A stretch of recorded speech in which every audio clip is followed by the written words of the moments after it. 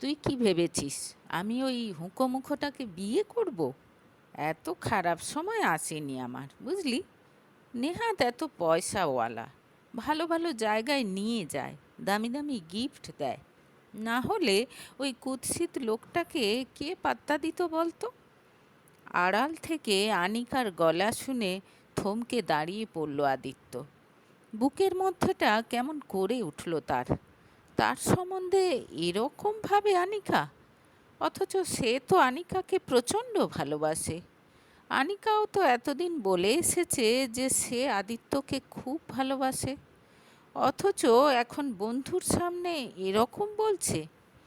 প্রাথমিক ধাক্কাটা কাটিয়ে উঠে মন শক্ত করে নিল আদিত্য। গম্ভীর মুখ করে আনিকার সামনে গিয়ে দাঁড়ালো। তাকে দেখে খানিকটা হকচকিয়ে গেল আনিকা। কোনো ভনিতা না করে তার সঙ্গে ব্রেকআপ করে চলে গেল আদিত্য। সে নিজেও জানে সে দেখতে সুন্দর নয়, বিশেষ করে নাকের পাশের আঁচিলটা যেন তাকে আরও কুৎসিত করে তুলেছে। মেয়েদের থেকে সব সময় দূরে দূরে থাকতো সে। সে জানে তাকে মেয়েরা পছন্দ করে না। জীবনে কোনো দিন প্রেম আসবে সেই আশাও করেনি সে। তবুও আনিকা তার জীবনে এসেছিল বলে খুব খুশি হয়েছিল সে। কিন্তু সে তো আনিকাকে আগে কিছু বলেনি। আনিকা নিজে এসে তাকে প্রপোজ করেছিল। আজ 2 বছর ধরে এরকমভাবে তাকে ধোঁকা দিয়ে এসেছে আনিকা। ধীরে ধীরে আনিকার প্রতি প্রচণ্ড আকৃষ্ট হয়ে পড়েছিল আদিত্য। যতই নিজেকে স্বাভাবিক রাখার চেষ্টা করুক না কেন, ভেতরে ভেতরে ভীষণ ভেঙে পড়ল সে। আর যাই হোক, ছল চাতুরি, ধোঁকা, এসব তো মেনে নেওয়া যায় না। দুদিন খুব মানসিক কষ্টে কাটল তার।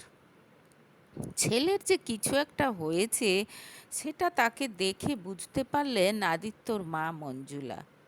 কিন্তু অনেক জিজ্ঞেস করেও আসল কারণটা জানতে পারলেন না। অবশেষে ছেলের মন ভালো করার জন্য একটা প্রস্তাব দিলেন তিনি। সবাই মিলে 2 দিনের জন্য গ্রামের বাড়ি থেকে ঘুরে আসবেন। প্রথমে খুব একটা রাজি না হলেও মায়ের জোরাজুরিতে শেষমেশ রাজি হয়ে গেল আদিত্য। গ্রামের বাড়িতে এসে চারদিক দেখে একেবারে মন প্রাণ জুড়িয়ে গেল আদিত্যর। সেই কোন ছোটবেলা গ্রামের বাড়ি থেকে বেরিয়ে গেছে তারা। মা বাবা মাঝে মাঝে এলেও সে তারপর আর কখনো আসেনি। গ্রামের প্রাকৃতিক সৌন্দর্য আর সরল সাদাসিধে মানুষের মাঝে যেন এক অপার শান্তি লুকিয়ে আছে। কিছু কিছু জায়গা দেখে ছোটবেলার স্মৃতি মনে পড়ে গেল তার। মনে মনে মা বাবাকে ধন্যবাদ দিল সে এখানে নিয়ে আসার জন্য। ফিরে আসার দিন সকালবেলা কৌতূহলবশত মায়ের সঙ্গে বাড়ির চিলেকোঠার ছাদে গেল আদিত্য। পুরানো ভাঙাচোরা সব জিনিস ভর্তি সেখানে। তার ছোটবেলার বেশ কিছু খেলনা দেখে আবেগপ্রবণ হয়ে পড়লেন তার মা। এগুলো এখনও এখানে আছে বলে অবাক হয়ে সব নাড়াচাড়া শুরু করে দিলেন তিনি। একটা জীর্ণ অ্যালবাম হাতে তুলে নিল আদিত্য। বেশিরভাগ ছবির মানুষগুলোকেই সে চেনে না। হঠাৎ একটা ছবিতে এসে চোখ আটকে গেল আদিত্যর। হাত ধরাধরি করে সে আর একটা মেয়ে দাঁড়িয়ে আছে। ফটোটা অ্যালবাম থেকে বার করলো সে। উল্টো দিকে কি যেন লেখা রয়েছে, আজ থেকে ঠিক 20 বছর পর ঠিক এই দিনে এই জায়গায় এই সময় আবার আমরা দেখা করব, আর তারপর আমরা সত্যিকারের বিয়ে করব। ভুলবে না তো আদি? নিচে একটা সময় আর তারিখ দেয়া রয়েছে। খুব আশ্চর্য হয়ে আদিত্য দেখল 2 মাস পরে সেই তারিখ আসতে চলেছে। এ কে মা? এ তো পিয়া। ভুলে গেছিস? তোরা দুজন একসঙ্গে খেলতিস, অসাধারণ ছবি আঁকত পিয়া। পিয়ার কথা খানিকটা হলেও মনে আছে আদিত্যর। পিয়া আর সে একেবারে অবিচ্ছেদ্য সঙ্গী ছিল। সব সময় একসঙ্গে থাকতো তারা। বর বউ সেজে খেলতো। আদিকে ছেড়ে বাড়ি যেতে চাইতো না পিয়া। মনে পড়তে ঠোঁটে হাসি ফুটে উঠল আদিত্যর। মাঝে মাঝে মনে পড়লেও এতদিন সেইভাবে পিয়ার কথা নিয়ে ভাবেনি সে। হঠাৎ আদিত্যর মনে প্রশ্ন জাগল, পিয়া কি এখনো তাকে মনে রেখেছে? এখানে যে সে লিখেছিল 20 বছর পর দেখা হবে, এ কথা কি পিয়ার মনে আছে? সে যেমন একেবারেই ভুলে গিয়েছিল। আচ্ছা মা, এই ফটোটা কোথায় তোলা হয়েছিল মনে আছে তোমার? জিজ্ঞেস করলো আদিত্য। এটা ভিক্টোরিয়া মেমোরিয়ালের গেটে তোলা হয়েছিল। ওই দেখ, পেছনটা আবছা দেখা যাচ্ছে। একসঙ্গে ঘুরতে গিয়েছিলাম আমরা, জানালেন মঞ্জুলা। ভেতরে ভেতরে হঠাৎ উত্তেজনা অনুভব করলো আদিত্য। পিয়ার সঙ্গে দেখা করার ইচ্ছে হলো তার। সবচেয়ে বেশি তার এটা জানতে ইচ্ছে করছে যে পিয়া তাকে সত্যিই মনে রেখেছে কিনা। ছোটবেলায় আদিকে সে পছন্দ করত, কিন্তু এখন এই কুৎসিত আদিকে দেখেও কি সে পছন্দ করবে? খুব জানতে ইচ্ছে করলো আদিত্যর। মনের মধ্যে চাপা উত্তেজনা নিয়েই কলকাতা ফিরে এলো সে। গ্রামে 2-1জনকে জিজ্ঞেস করে পিয়াদের সম্পর্কে কোনো কিছু জানা যায়নি। বহু বছর আগে গ্রাম ছেড়ে চলে গেছে তারা। 2 মাস পর নির্দিষ্ট দিনে ভিক্টোরিয়া মেমোরিয়ালের সামনে গিয়ে দাঁড়ালো আদিত্য। বিকেল 5টা বাজার বেশ খানিকটা আগেই পৌঁছে গেছে সে। কাল থেকে উত্তেজনায় কোনো কাজ ঠিকভাবে করতে পারছিল না।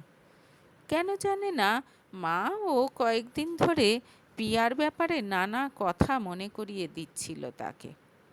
পিয়া কি বলতো, কি করতো, বারবার শুনতে শুনতে আর খানিকটা স্মৃতিচারণ করতে করতে এখন পিয়ার ব্যাপারে বেশ একটা স্বচ্ছ ধারণা তৈরি হয়ে গেছে আদিত্যর মনে। মনে মনে এই কদিন পিয়ার সঙ্গে কত কথা বলেছে সে। শুধু সে কেমন দেখতে হয়েছে সেটা কিছুতেই কল্পনা করতে পারছে না। কিছুক্ষণ পর আদিত্যর মনে হলো লাল ড্রেস পরা মেয়েটা তার দিকে বারবার তাকাচ্ছে। তবে কি এই পিয়া? সাহস করে মেয়েটার দিকে এগিয়ে গেল সে। তুমি নিশ্চয়ই পিয়া, তাই না? হাসি মুখে জিজ্ঞেস করলো সে। মেয়েটা কিছু বলতে যাবে এমন সময় ফোন বেজে উঠল আদিত্যর। 1 মিনিট বলে ফোনটা ধরল আদিত্য। নিয়ে নাও মা, তোমার যখন পছন্দ হয়েছে দামটা কোনো ম্যাটার না, হোক 3 লাখ, ওই নেকলেসটাই নিয়ে নাও তুমি। তুমি 1000-10 পে করে বুক করে চলে যাও, আমি ফেরার পথে নিয়ে নেব। ওদেরকে জানিয়ে দাও তুমি সেটা, বলে ফোন কেটে দিল আদিত্য। অবাক হয়ে তার কথা শুনছিল লাল ড্রেস পরা মেয়েটা মানে মলি। সে বুঝতে পারল সামনে দাঁড়ানো লোকটা বিশাল বড় কোনো চাকরি করে আর মাকে নিয়ে প্রায়ই সোনার গয়না কিনতে যায়। হোক কুৎসিত, মনটা ভালো ছেলেটার।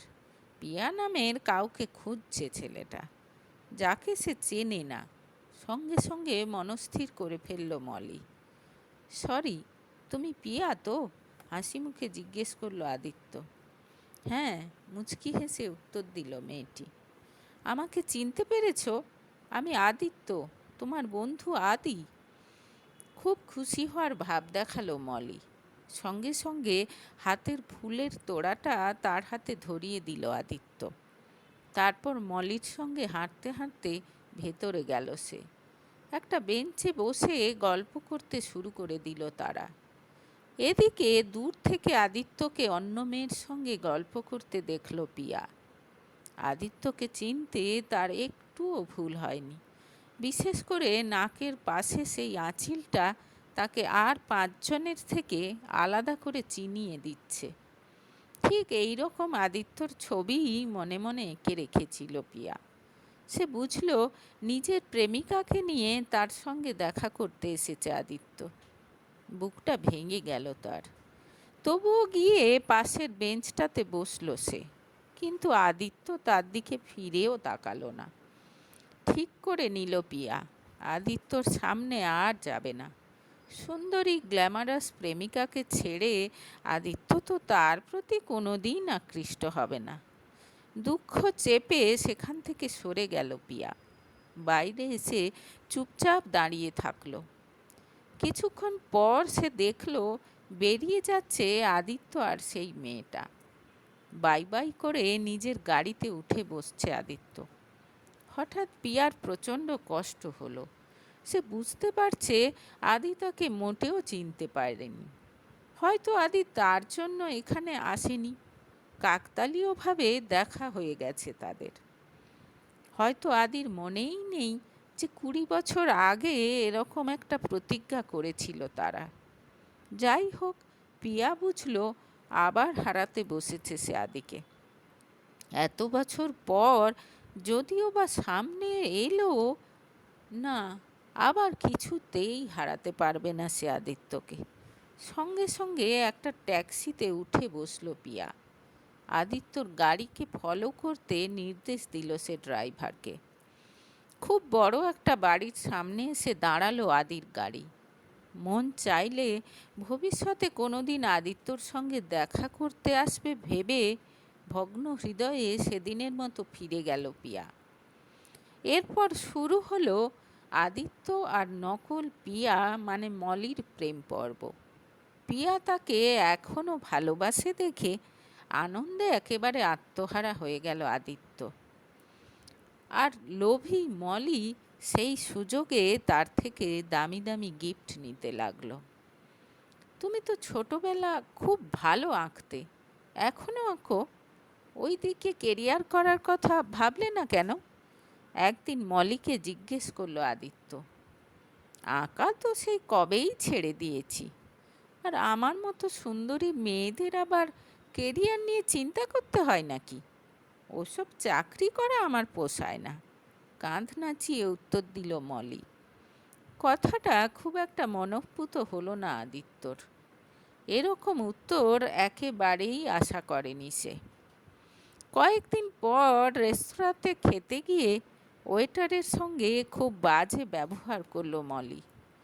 খাবার দিতে দেরি হচ্ছে বলে যা নয় তাই বলল ওয়েটারকে। সেটা দেখে মনে মনে খুব দুঃখ পেল আদিত্য। তার পিয়া কি করে কোনো মানুষের সঙ্গে এত খারাপ ব্যবহার করতে পারে? যদিও মুখে কিছু বলল না সে। এদিকে নিজের মনকে কিছুতেই শান্ত করতে পারে না পিয়া। সে যে 20 বছর ধরে অপেক্ষা করছে। তার মনে বিশ্বাস ছিল তার আদিকে সে ঠিক ফিরে পাবে। আদি ঠিক আসবে তার সঙ্গে দেখা করতে। আদি এলো, কিন্তু অন্য কারো হয়ে। একরাশ মন খারাপ নিয়ে প্রতিদিন স্কুল ছুটির পর আদিত্যর বাড়ির সামনে দিয়ে ফেরে পিয়া। যদি কখনো দূর থেকে এক ঝলক দেখা যায় আদিকে। এরকমই একদিন আদির গার্লফ্রেন্ডকে তাদের বাড়ি থেকে বার হতে দেখল পিয়া। মেয়েটা খুব সুন্দরী, কিন্তু কেন জানে না পিয়ার মনে হয় এ আদির জন্য ঠিক নয়। আকাশ পাতাল ভাবতে ভাবতে পিয়া খেয়াল করলো একটা বাচ্চা মেয়ে ভিক্ষা চাইতে তাকে যা তা বলে গালাগালি করলো মেয়েটা। মন খারাপ হয়ে গেল পিয়ার। এত নিষ্ঠুর কোনো মানুষ কি করে হতে পারে? এর সঙ্গে সুখী হতে পারবে তো আদি? পিয়া! হঠাৎ পেছন থেকে ডাক শুনে চমকে ফিরে তাকালো পিয়া। আদি! গেট খুলে বাইরে বেরিয়ে আসছে আদি। এই তো, তার মানে আদি তাকে চিনতে পেরেছে। হাসি মুখে তার দিকে তাকিয়ে রইল পিয়া, কিন্তু দেখল আদি তার দিকে না তাকিয়ে মেয়েটার দিকে এগিয়ে গেল। তারপর তার হাত ধরে আবার বাড়ির মধ্যে ঢুকে গেল। অবাক হয়ে গেল পিয়া। এই মেয়েটার নামও পিয়া? এটা কি করে হতে পারে? তবে কি কোথাও কোনো ভুল বোঝাবুঝি হয়েছে? কেমন যেন দ্বন্দ্বে পড়ে গেল পিয়া। কি করবে কিছু বুঝে পেল না। সেদিনের মতো বাড়ি ফিরে গেলেও কিছুতেই যেন শান্ত হচ্ছে না তার মন। অনেক ভেবেচিন্তে একটা উপায় বার করলো সে। ঘরের দরজা বন্ধ করে রং তুলি নিয়ে বসলো। বেশ কয়েক ঘন্টা ধরে ক্যানভাসে হুবহু ফুটিয়ে তুলল 20 বছর আগে তোলা সেই ছবিটা। নিচে দিয়ে দিল সেদিনের সময় আর তারিখ। পিছনে লিখে দিল এখনো অপেক্ষায়। পরদিন বাড়ির দারোয়ান যখন বড় একটা পার্সেল তার হাতে ধরিয়ে দিল, বেশ অবাক হলো আদিত্য। তাড়াতাড়ি ভেতরে এসে খুলে দেখে চমকে উঠল সে। তার মানে পিয়া এখনো অপেক্ষা করছে তার জন্য? তাহলে সে যার সঙ্গে মিশছে সে কে? চিন্তায় পড়ে গেল আদিত্য। সেদিন বিকেল ঠিক 5টার সময় আবার ভিক্টোরিয়ার গেটের সামনে এসে দাঁড়ালো সে। এবার নিশ্চয়ই পিয়া তাকে খুঁজে বার করে নেবে। ওদিকে আদিত্যকে গাড়ি থেকে নামতে দেখেই বুকের মধ্যে আনন্দের জোয়ার এসে গেছে পিয়ার। তার মানে আদির মনে আছে? 20 বছর আগে করা প্রতিজ্ঞার কথা মনে রেখেছে আদি, আর সেই টানেই আজ আবার এখানে ছুটে এসেছে। হাসি মুখে আদিত্যর সামনে এসে দাঁড়ালো সে। এর পরের 1 ঘন্টা সময় কি করে যে কেটে গেল আদি আর পিয়া কেউ বুঝতেই পারল না। তার ভেতরে যে এত কথা জমেছিল ভেবে অবাক হয়ে গেল আদিত্য। কথা বলতে বলতে একবারও মনে হলো না যে 20 বছর পর দেখা হয়েছে তাদের। স্বতঃস্ফূর্ত আর উচ্ছ্বসিত স্মৃতিচারণায় দুজনে একেবারে আবেগবিহ্বল হয়ে পড়ল। পিয়া জানালো একটা স্কুলের আর্ট টিচার সে এখন। শুনে খুব খুশি হলো আদিত্য।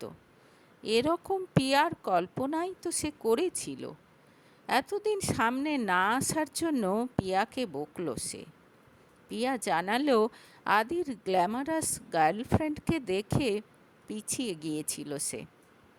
এরপর তারা দুজনে মিলে কি করে নকল পিয়ার পর্দাফাঁস করবে প্ল্যান করে নিল। সব কিছুর মধ্যে দুজনে কতবার যে হা হা হি হি করলো, ঠিক যেন সেই শৈশবের দিনে ফিরে গেছে তারা আবার। বুকের মধ্যে অদ্ভুত একটা প্রশান্তি অনুভব করলো আদিত্য। পিয়া যেন তার জীবনে এক পরম প্রাপ্তি। এতদিনের সব গ্লানি, আনিকার সঙ্গে বিচ্ছেদের দুঃখ, সব কিছু যেন নিমেষের মধ্যে মিলিয়ে গেল তার। সারা জীবন একসঙ্গে থাকার অঙ্গীকার করে সেদিনের মতো দুজন দুজনের থেকে বিদায় নিল তারা।